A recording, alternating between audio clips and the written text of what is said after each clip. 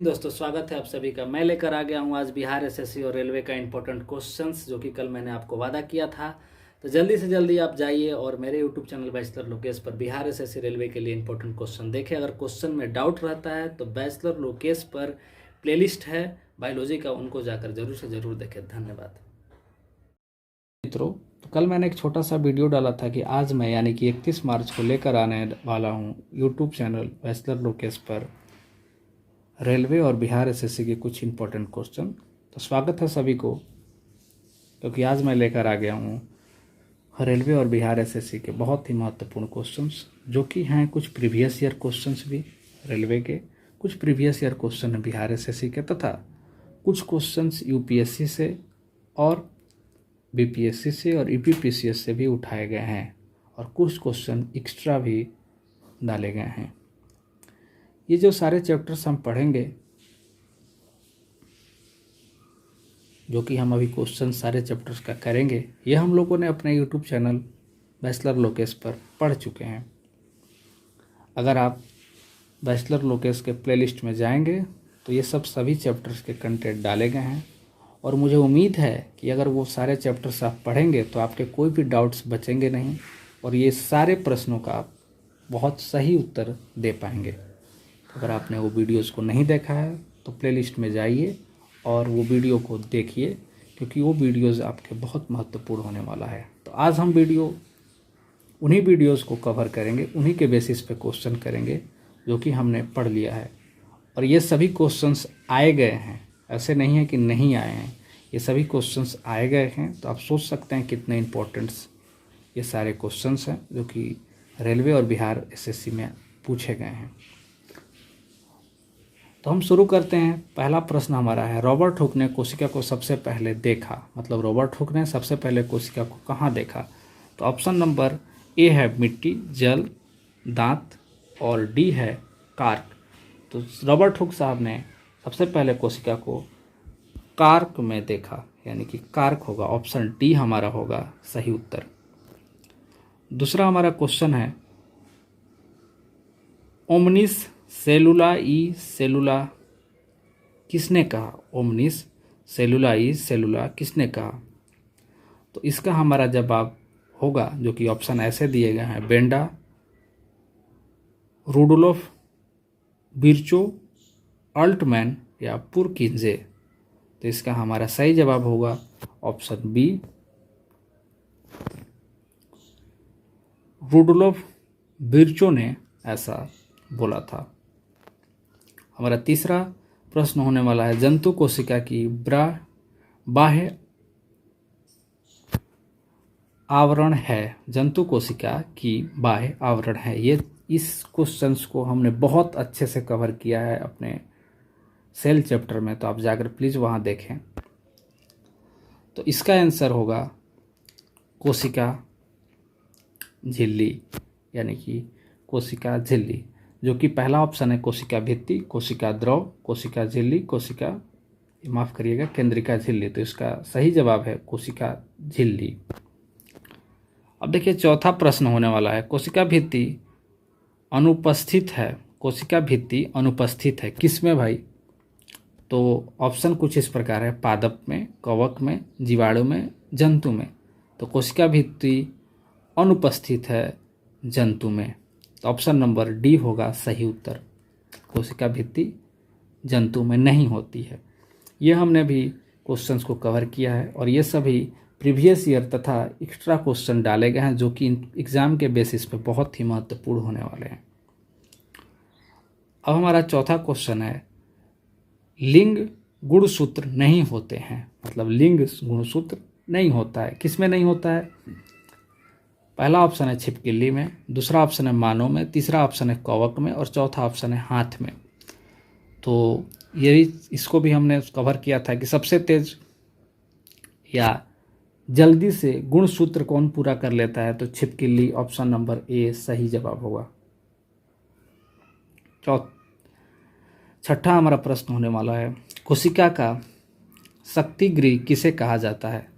Power house of cell किसे कहा जाता है? तो ये तो आप सभी अवगत होंगे, इस सब चीज़ों को तो आप बेसिक क्वेश्चंस हैं, ये क्वेश्चंस आए हुए हैं, तो इसका सही उत्तर होगा माइक्रोकॉन्ड्रिया। माइक्रोकॉन्ड्रिया यानी ऑप्शन नंबर सी होगा इसका सही जवाब। माइक्रोकॉन्ड्रिया को शक्ति गृह कहा जाता है कोशिका का। क्रिप्स चक्र की घटना कहाँ पर होती है? इसको हमने बहुत अच्छे से 38 एटीपी चलते हैं, फिर 38 मिलकर एक ग्लूकोज बराबर 4.2 कैलोरीज, और एक इंसान को जीव दिन भर काम करने के लिए 2500 कैलोरी, इसको भी हमने बहुत अच्छे से किया था। और जो चलता है ये क्रिप्स चक्र कहाँ चलता है? क्रिप्स चक्र की घटना माइक्रोकॉन्ड्रिया में ही चलता है, क्योंकि इससे ही ग्लूकोज बनता है और ग्लूकोज के बनने से हमें एटीपी के बनने से ग्लूकोज बनता है, और ग्लूकोज कैलोरीज बनाता है, इसलिए इसे पावर हाउस ऑफ सेल कहते हैं। तो इसका भी आंसर माइक्रोकॉन्ड्रिया होगा। पादप के कोशिका भित्ति पाई जाती है। पादप के कोशिका भित्ति कहाँ पाई जाती है? तो पहला है हेमीसेलुलोज, पेक्टिन और सेल्यूलोज, या इनमें से सभी। तो इसका सही उत्तर है इनमें से सभी, क्योंकि इन सभी में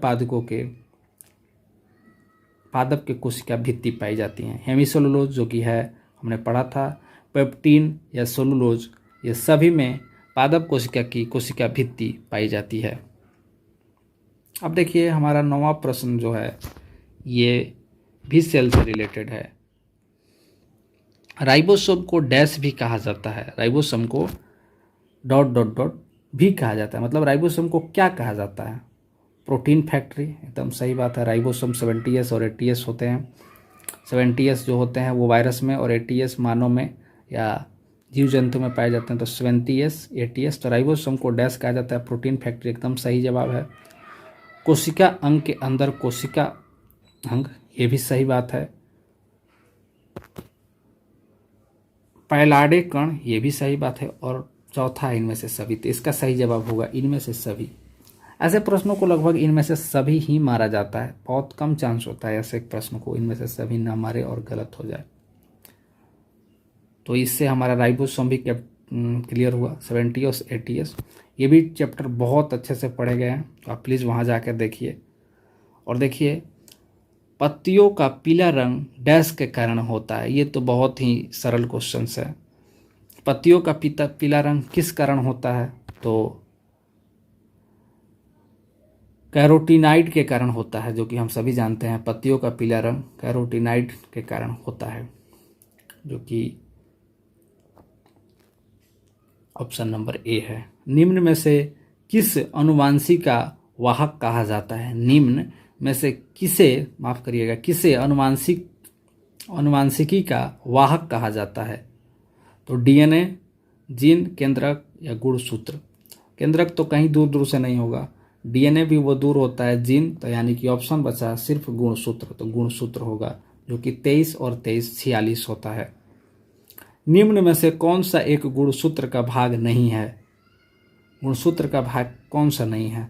तो क्रोमेटिड, टेलोमियर और सेंट्रोसोम और सेंट्रोमियर, ये सभी गुणसूत्र के भाग होते हैं। हम सभी ने पढ़ा है पिछले वीडियोज़ में। तो इसका भाग नहीं होता है, ये टेलीमोर होता है, टेलीमियर होता है। अब हमारा जो 34वां प्रश्न है, डीएनए की क्रियात्मक खंड को कहते हैं। डीएनए जो है क्रियात्मक खंड, जो क्रिया करता है, जहाँ काम करता है, उसका खंड क्या होता है? तो ऑप्शन नंबर ए है जीन, बी है आरएनए, सी है सेंट्रोमियर और इनमें से कोई नहीं। तो इसका सही उत्तर होगा जीन। जीन में ही, क्योंकि डीएनए जो होता है वो डबल स्टैंडर्ड होता है, और डबल स्टैंडर्ड फिर जीन में जो जाता है वो जिग वे में जाता है, जिसमें कि वो जीन के द्वारा एक बॉडी से दूसरे बॉडी में वो पूरा स्ट्रक्चर को भेजता है कि यहाँ हाथ लगाना, यहाँ पैर लगाना, इतना लंबाई, इतना हाइट, इतना दिमाग डालना है, ये सब जीन के द्वारा क्रियात्मक होते हैं। इसको हमने बहुत अच्छे से कवर किया है। 14वां है, साधारण मानव में गुणसूत्र होते हैं। ये तो बहुत सरल प्रश्न है। साधारण मानव में कितने गुणसूत्र होते हैं? 46 होते हैं, ये सभी हम जानते हैं। अब हमारा 15वां प्रश्न है, नाभिकी के अलावा कोशिका के किस कोशिका अंग में डीएनए होता है? ये बहुत इंपॉर्टेंट क्वेश्चन होने वाला है, क्योंकि ये क्वेश्चन जो है आप देख सकते हैं यहाँ पर, यूपीएससी में पूछा गया है, ये क्वेश्चन कोई मामूली नहीं है। तो नाभिकी के अलावा कोशिका के किस कोशिका अंग में डीएनए पाया जाता है? तो पहला है, ऑप्शन है आपका तारक केंद्र या सेंट्राइड, लाइसोसोम, माइक्रोकोंडिया या गल्जी अपेरेंट्स। तो इसका सही उत्तर होगा गल्जी अपेरेंट्स। नाभिकी के अलावा कोशिका के किस कोशिका अंग में डीएनए पाया जाता है? क्योंकि जो नाभिकी होता है, लगभग लोग यही जानते हैं नाभिकी में ही डीएनए पाया जाता है, डीएनए से जीन बनता है जो कि एक बॉडी से दूसरा बॉडी को पूरा स्ट्रक्चर देता है। लेकिन नहीं, ये गल्जी अपेरेंट्स में भी पाया जाता है, क्योंकि गल्जी बॉडी का क्या काम होता है? गल्जी बॉडी का ये काम होता है, ट्रांसपोर्टेशन का काम होता है। तो ट्रांसपोर्टेशन जब करते हैं हम, तो गल्जी बॉडी के अपेरेंट्स में कुछ डीएनए चल जाते हैं, प्रवाहित हो जाते हैं, जिससे कि गल्जी अपेरेंट्स में कोशिका अंग में, गल्जी बॉडी जो कोशिका अंग है उसमें डीएनए होता है। तो ये बहुत ही अंदर से क्वेश्चन पूछा था, जो सारे चैप्टर्स को अच्छे से कवर किया होगा उसे बहुत ही इजी ये प्रश्न बन गया होगा। अब देखिए 16वां हमारा प्रश्न होने वाला है, डीएनए की खोज किसने की? ये जो है इंपॉर्टेंट क्वेश्चन है, रेलवे में आ चुका है। डीएनए की खोज किसने की? तो क ऑप्शन है जेम्स वाटसन एवं फ्रांसिस क्रिक जोहानसन और गोविंद खुराना, ग्रियर मेडले। उपयुक्त में से कोई नहीं, उपयुक्त में से एक से अधिक। ये क्वेश्चंस देखिए रेलवे में भी आ चुका है एक बार, और ये क्वेश्चंस कहाँ आया है आप यहाँ देख सकते हैं, बीपीएससी में भी एक बार आ चुका है। तो मैंने रेलवे वाला नहीं लिखा, क्योंकि बीपीएससी में ही जब आ गया तो इस क्वेश्चन का लेवल आप समझ सकते हैं। तो ऐसे क्वेश्चंस, एग्ज़ाम कोई छोटा या बड़ा नहीं होता, क्वेश्चंस पे डिपेंड करते हैं। कभी कभी क्वेश्चंस रिपीट भी हो जाते हैं। तो इसका पहला ही आंसर होगा, जो आंसर है क, जेम्स वाटसन एवं फ्रांसिस क्रिक। तो हमारा डीएनए का खोज किसने की? जेम्स वाटसन एवं फ्रांसिस क्रिक। देखिए कभी कभी बीपीएससी में भी कुछ बेसिक क्वेश्चंस आ जाते हैं। अब हम दूसरा चैप्टर से कवर करेंगे, कंकाल यानी कि स्केलेटन। मानव शरीर में सबसे लंबी अस्थि यानी कि बोन्स है, तो सबसे लंबी होती है जांघ की, जांघ ऑप्शन नंबर बी है, जो कि भुजा दिया है, पृष्ठ रज्जु दिया है, पसलिया का ढांचा दिया है। तो सबसे पहले होगा जांघ। ये एसएससी सीपीओ एग्ज़ाम 2003 में पूछा गया ये प्रश्न है। ये एसएससी सीपीओ एग्ज़ाम 2003 में पूछा गया है। तो सबसे लंबी जांघ में होती है।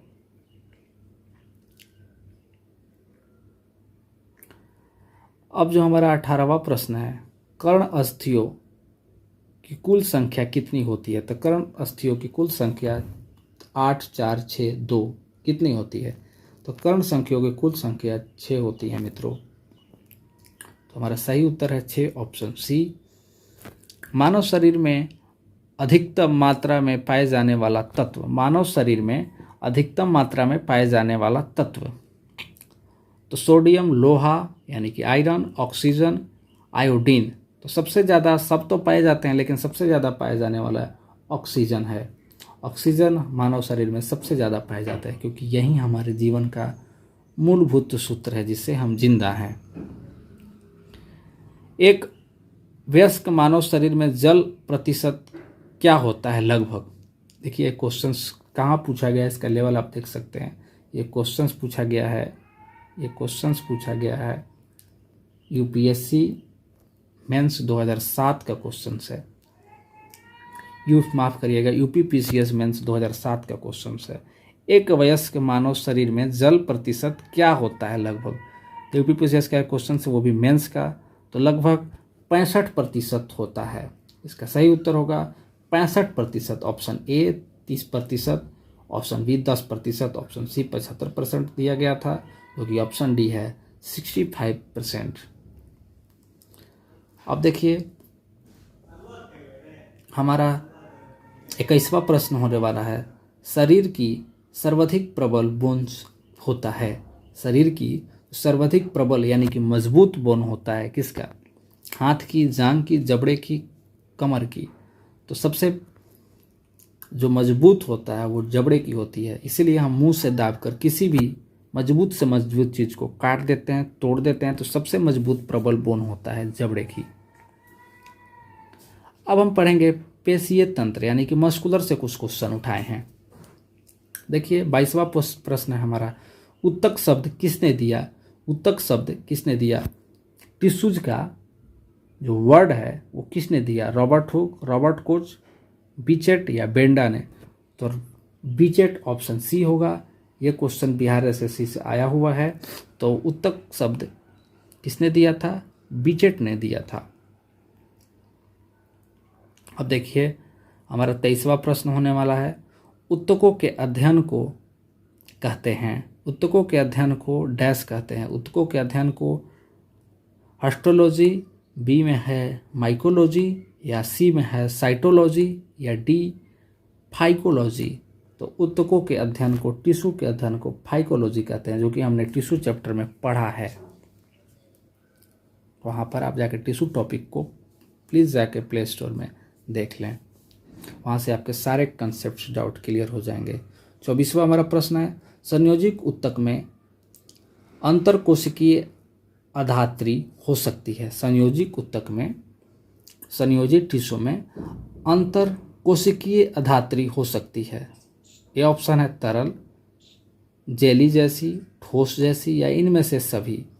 तो इसका सही उत्तर है संयोजिक उत्तक में तरल भी हो सकता है, जेली भी हो सकता है, ठोस भी हो सकता है, इन तीनों चीज़ें हो सकती हैं। तो इसलिए ऑप्शन डी होगा इनमें से सभी। हमारा 25वां प्रश्न होने वाला है, इनमें से कौन संयोजिक उत्तक नहीं है? ये सबसे इंपॉर्टेंट क्वेश्चन है। इनमें से कौन संयोजिक उत्तक नहीं है? रुधिर, असित मानी बोन्स, त्वचा, उपासित। तो हमारा जो त्वचा है, स्किन है, वो संयोजिक उत्तक से नहीं बना होता है, यानी कि ऑप्शन नंबर सी त्वचा। निम्न में से कौन पीला रेशेदार उत्तक होता है? ये बहुत इंपॉर्टेंट क्वेश्चन होने वाला है, क्योंकि ये क्वेश्चन से रेलवे में आ चुके हैं। निम्न में से कौन पीला रेशेदार उत्तक होता है? तो ऑप्शन नंबर ए है रुधिर, बी है लिंगामेंट, सी है एरियोलर, और डी है टेंडन। तो इसका सही उत्तर होने वाला है ऑप्शन नंबर बी लिंगामेंट। ये जो कि हमने पढ़ा है, ऑप्शन बी लिंगामेंट जो होते हैं, इनमें पीला रेशेदार उत्तक होता है। रुधिर और एरियोलर और टेंडन में नहीं होता है। अब हमारा जो चौथा टॉपिक हम उठाने वाले हैं, ये है डाइजेस्टिव यानी कि पाचन। हमारा 27वां प्रश्न है, मानव शरीर में सबसे बड़ी ग्रंथि कौन सी होती है? मानव शरीर में सबसे बड़ी ग्रंथि कौन सी होती है? यकृत यानी कि लीवर, अग्नाशय, अमाशय, या औटू ग्रंथि? ये जो है क्वेश्चन MPPCS 1990 में आया हुआ प्रश्न है, जो कि ये प्री का क्वेश्चन है। MPPCS 1990 ये क्वेश्चंस प्री में आए हैं। तो मानव शरीर में सबसे बड़ी ग्रंथि कौन सी होती है? तो ऑप्शन नंबर बी अग्नाशय में होती है, अग्नाशय होती है। अब देखिए 28वां प्रश्न है, पीतरस कहाँ से स्रावित होता है? पीतरस कहाँ से स्रावित होता है? यकृत, लीवर, बी है छोटी आंत, सी है अमाशय, और डी है अग्नाशय। तो ऑप्शन नंबर डी सही उत्तर है, अग्नाशय से। किस प्रक्रिया के द्वारा आहार नली में भोजन जाता है? किस प्रक्रिया के द्वारा आहार नली में भोजन जाता है? ऑप्शन ए है पाचन, बी है आत्मसत्य कारण, या सी है निष्कासन, या अंतर्ग्रहण, डी है अंतर्ग्रहण। तो किस प्रक्रिया द्वारा आहार नली में भोजन जाता है? तो पाचन के द्वारा आहार नली में भोजन जाता है, जो कि हमारे मुख गुहा से होते हुए, हमारे अमाशय, पित्ताशय से होते हुए पाचन ग्रंथि, पाचन के द्वारा हमारा भोजन आहार नली तक जाता है। अब हमारा प्रश्न नंबर डी और आज का आखिरी प्रश्न होने वाला है, पाचन तंत्र में मौजूद रस डाइजेस्टिव जूस में शामिल होता है। पाचन तंत्र में मौजूद रस माफ़ करिएगा, गैस्ट्रिक जूस में डैश शामिल होता है। पाचन तंत्र जो होता है, बहुत सुनिएगा ध्यान से, पाचन तंत्र में मौजूद रस गैस्ट्रिक जूस में डैश शामिल होता है, यानी कि NaCl, यानी कि NaCl जो होता है वो हमारे गैस्ट्रिक जूस में मिला होता है, ना कि HCl होता है, हाइड्रोक्लोरिक एसिड होता है, ना KCl होता है, ना ही HNO3 होता है। तो NaCl जो है, ऑप्शन नंबर ए जो है, वो पाचन तंत्र में मौजूद रस गैस्ट्रिक जूस में शामिल होता है। तो आज हमने पूरे 30 क्वेश्चंस जितने हम चैप्टर पढ़े हैं उस पर कवर किए। उम्मीद करता हूँ आज का सेशन आपको अच्छा लगा होगा और बहुत सारे क्वेश्चंस आपको न्यू मिले होंगे, और इसमें से कुछ नहीं तो हमको लगता है बहुत सारे क्वेश्चंस लड़ेंगे। और जो कंसेप्ट क्लियर नहीं होगा प्लीज़ प्ले लिस्ट में जाएं, बैचलर लोकेश पर बायोलॉजी का जितना चैप्टर पढ़ाया गया है उसको देखें। आज के लिए हम इतना ही रखते हैं क्योंकि वीडियो सेशन लंबा हो जाएगा, और क्वेश्चंस लाएंगे इन सभी चैप्टर्स पे हम पढ़ेंगे और कुछ क्वेश्चंस तैयार करेंगे और फिर हम क्वेश्चंस लाएंगे जो कि हमारे आने वाले अपडेट 2024 एग्ज़ाम के लिए या और भी आगे आने वाले एग्ज़ाम के लिए इम्पोर्टेंट हैं। तो आज हम यहीं तक सेशन रखते हैं। जय हिंद, जय भारत।